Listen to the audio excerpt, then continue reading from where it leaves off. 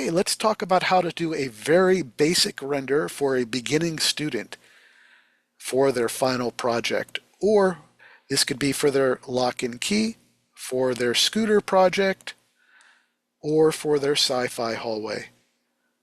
The first thing I'm going to do is locate my render buttons up top. I'm going to click the render settings gearbox. After that's opened up, I'm going to go to Redshift, and I'm going to click on the Basic tab.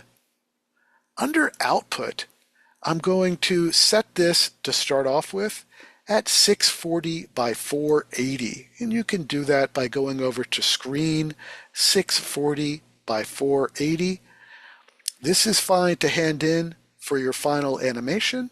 However, if you're doing something for your portfolio, which I expect a lot of the advanced students are going to be doing, I recommend rendering at 1920 by 1080. But to receive your grade, that is not necessary.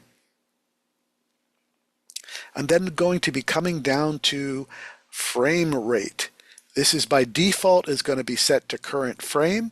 I'm going to make sure to have that at all frames. Then I'm going to come over to my Save dialog box, and I'm going to make sure to save this into my render folder, which is within my final project folder. I'm going to make sure that multipass is off and compositing project files is off. The last thing I'm going to do is click on Redshift and make sure I have production clicked.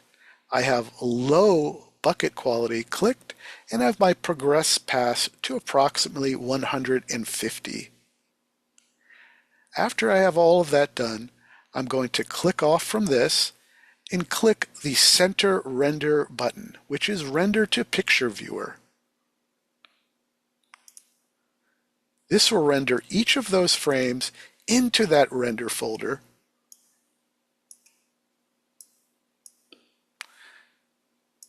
I do want to make sure that I remind you that when I click on Save, that this should be set to MP4.